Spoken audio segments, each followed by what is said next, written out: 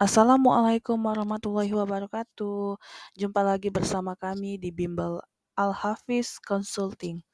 Baiklah, hari ini saya akan memaparkan tentang materi tes wawasan kebangsaan Indonesia, yaitu implementasi Pancasila. Yang pertama yaitu Pancasila adalah konsep dasar filosofi politik Indonesia yang berarti 5 prinsip atau 5 dasar. Secara etimologis, berasal dari bahasa Sanskerta dengan panca berarti 5 dan sila berarti asas atau dasar.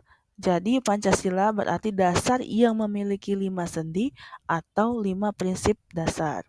Selanjutnya, Pancasila juga mempunyai nilai-nilai yang dikategorikan menjadi 3, yaitu yang pertama nilai dasar, yang dimana nilai dasar ini termasuk yaitu nilai ketuhanan, nilai kemanusiaan, nilai persatuan, nilai kerakyatan, dan nilai keadilan.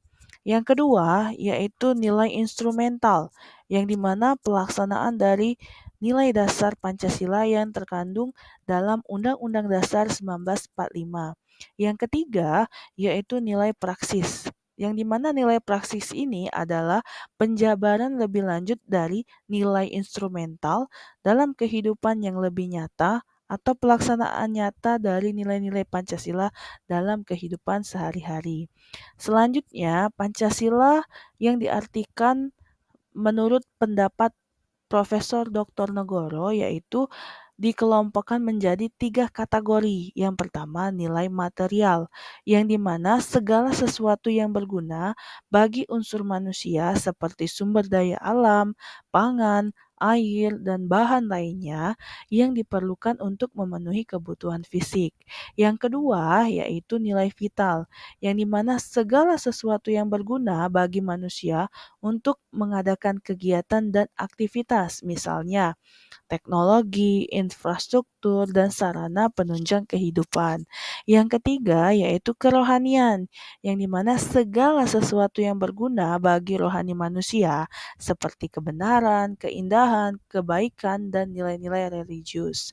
Selanjutnya yaitu kita harus mengetahui dulu asal-usul Pancasila. Asal-usul Pancasila ini dikategorikan menjadi 4 kausa. Yang pertama yaitu kausa materialis atau asal mula bahan. Pengertiannya yaitu Pancasila itu berasal dari bangsa Indonesia sendiri dan dapat ditemukan dalam adat istiadat, kebudayaan, dan agama-agama yang ada di Indonesia. Yang kedua yaitu kausa formalis, yang dimana kausa formalis ini ialah asal mula bentuk atau bangun, yaitu Pancasila yang diwujudkan dalam rumusan yang terdapat pada pembukaan Undang-Undang Dasar 1945. Proses pembentukan rumusan ini dipengaruhi oleh peran penting Badan Penyelidik Usaha-Usaha Persiapan Kemerdekaan Indonesia atau BPUPKI. Yang ketiga yaitu kausa efisien, yang dimana asal mula karya, yaitu proses awal yang meningkatkan status Pancasila dari calon dasar negara menjadi Pancasila yang sah sebagai dasar negara yang dilakukan oleh Panitia Persiapan Kemerdekaan Indonesia atau PPKI. Yang terakhir yaitu kausa finalis, yang dimana asal mula tujuan, yaitu tujuan dari perumusan dan pembahasan Pancasila adalah untuk menjadikannya sebagai dasar negara Indonesia mencapai tujuan. Dan dibutuhkan dalam kausa ini yaitu langkah-langkah perumusan dan pengesahan Pancasila yang sah. Selanjutnya yaitu kita beralih ke kedudukan Pancasila. Di sini kedudukan Pancasila banyak sekali.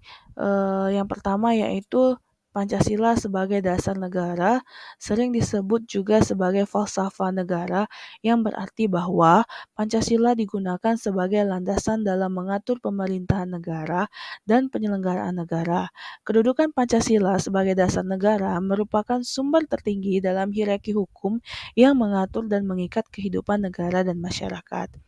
Selanjutnya, kedudukan Pancasila yaitu sebagai kepribadian bangsa Indonesia, berarti bahwa Pancasila itu mencerminkan sikap mental dan tingkah laku khas bangsa Indonesia yang membedakan bangsa Indonesia dengan bangsa lain dan menjadikan identitas budaya dan karakteristik bangsa Indonesia. Selanjutnya, Pancasila sebagai pandangan hidup atau way of life. Berarti Pancasila menjadi panduan untuk mengatur seluruh kegiatan kehidupan dalam berbagai bidang guna mencapai keselarasan dalam berbangsa dan bernegara. Pancasila juga berfungsi sebagai norma, yaitu sebagai pegangan hidup, pedoman hidup, dan petunjuk arah bagi semua aspek kehidupan masyarakat dan bangsa Indonesia. Selanjutnya yaitu Pancasila sebagai cita-cita dan tujuan bangsa Indonesia. Berarti bahwa Pancasila dijadikan sebagai cita-cita dan tujuan yang hendak dicapai oleh bangsa Indonesia, yaitu masyarakat yang berlandaskan Pancasila. Cita-cita dan tujuan ini termuat dalam pembukaan Undang-Undang Dasar 1945 yang mencakup melindungi seluruh bangsa Indonesia dan tumpah darahnya, memajukan kesejahteraan umum, mencerdaskan kehidupan bangsa, dan ikut melaksanakan ketertiban dunia yang berdasarkan kemerdekaan, perdamaian abadi, dan keadilan sosial. Selanjutnya yaitu Pancasila sebagai perjanjian luhur bangsa Indonesia, berarti Pancasila itu merupakan keputusan final bagi bangsa Indonesia. Pancasila merupakan kesepakatan dan perjanjian serta konsensus bangsa Indonesia sebagai dasar negara yang ditetapkan pada tanggal 18 Agustus 1945. Istilah perjanjian luhur ini yaitu muncul dalam pidato kenegaraan Presiden Soekarno di depan sidang Dewan Perwakilan Rakyat Gotong Royong pada tanggal 16 Agustus 1967. Selanjutnya, Pancasila sebagai ideologi negara. Berarti Pancasila adalah gagasan fundamental mengenai bagaimana hidup bernegara yang menjadi milik seluruh bangsa Indonesia, bukan hanya sebagai ideologi milik negara atau rezim tertentu. Selanjutnya yaitu Pancasila sebagai sumber dari segala sumber hukum. Berarti Pancasila menjadi sumber dari segala sumber hukum di Indonesia dong, yaitu tempat setiap pembentukan hukum mengambil unsur-unsur dasar yang diperlukan untuk tugasnya dan menjadi dasar ukuran untuk menguji apakah suatu peraturan hukum mengarah kepada tujuan hukum negara Republik Indonesia. Selanjutnya yaitu Pancasila sebagai jiwa bangsa Indonesia, berarti bahwa setiap rakyat atau jiwa bangsa Indonesia telah melaksanakan Pancasila. Jadi Pancasila itu menjadi jiwa dan identitas bangsa Indonesia sejak awal berdirinya. Dan terakhir yaitu Pancasila menjadi sebagai paradigma dalam pembangunan nasional, berarti bahwa di dalam segala aspek pembangunan nasional wajib berlandaskan pada hakikat nilai-nilai dari sila-sila yang ada pada Pancasila. Selanjutnya yaitu butir-butir Pancasila, yang dimana butir-butir Pancasila yang pertama yaitu ketuhanan yang Maha Esa. Di sini butir-butirnya untuk sila pertama. Yang pertama, bangsa Indonesia menyatakan kepercayaan dan ketakwaan terhadap Tuhan yang Maha Esa. Yang kedua, manusia percaya dan takwa terhadap Tuhan yang Maha Esa sesuai dengan agama dan kepercayaan masing-masing menurut dasar kebiasaan yang adil dan beradab. Dan yang ketiga, mengembangkan sikap hormat, menghormati, dan bekerja sama antara pemeluk agama dengan penganut kepercayaan yang berbeda-beda terhadap Tuhan yang Maha Esa. Yang keempat, membina kerukunan hidup di antara sesama umat beragama dan kepercayaan Tuhan yang Maha Esa. Yang kelima, itu adalah agama dan kepercayaan terhadap Tuhan yang Maha Esa adalah masalah yang menyangkut hubungan pribadi manusia dengan Tuhan yang Maha Esa. Yang keenam, yaitu mengembangkan sikap saling menghormati kebebasan menjalankan ibadah sesuai dengan agama dan kepercayaannya masing-masing.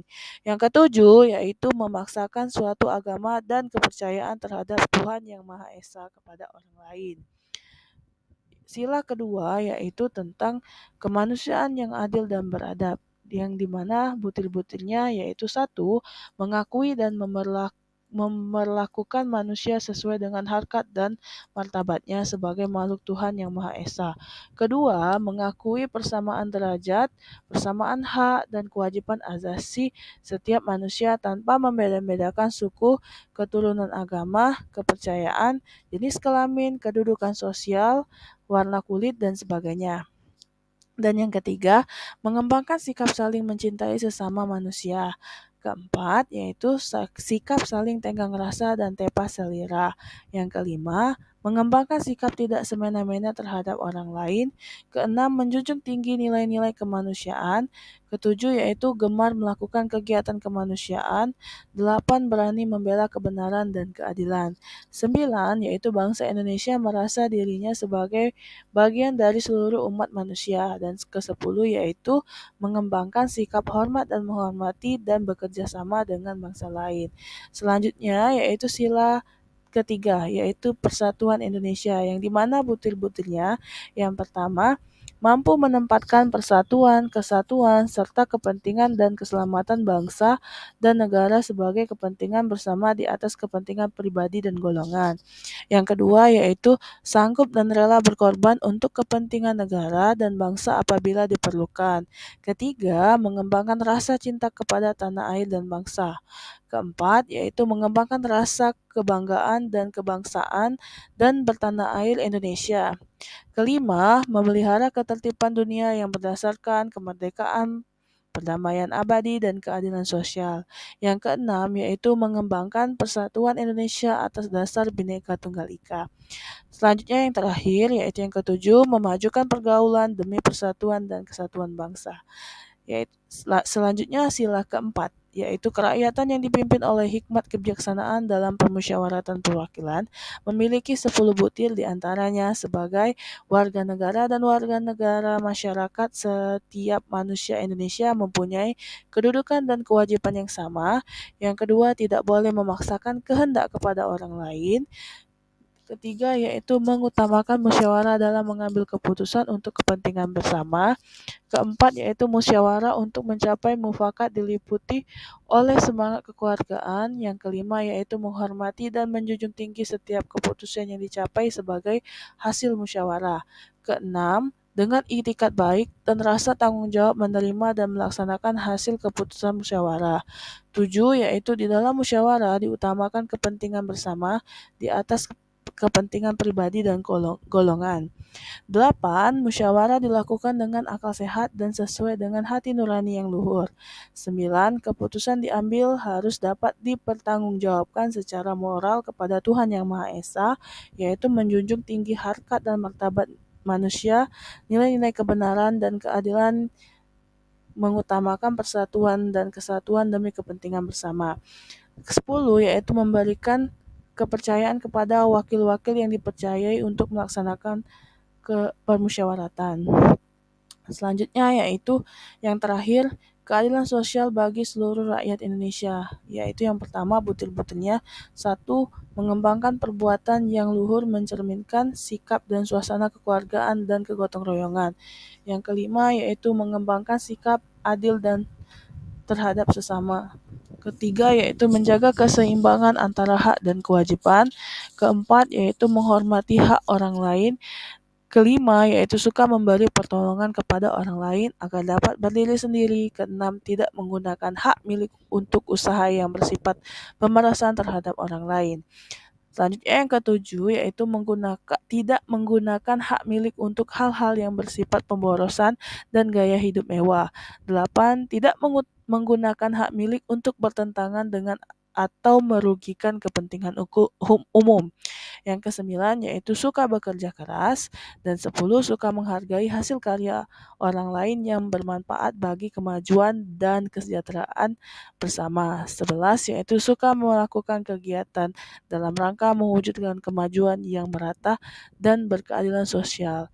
Baiklah, selanjutnya ya ini adalah butir-butir Pancasila yang terakhir. Oke, silakan di kelas sudah dibuka, silakan bergabung bersama kami.